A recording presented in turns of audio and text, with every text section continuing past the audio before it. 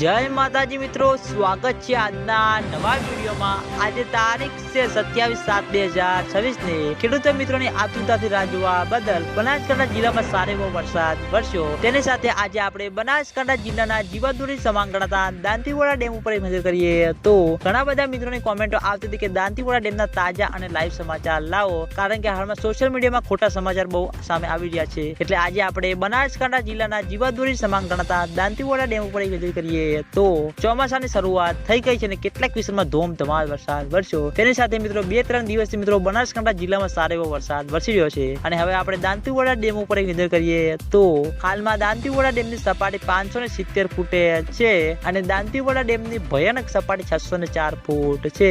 દાંતીવાડા ડેમમાં પાણીનો સંગ્રહ 26.7% ભરાયેલો છે।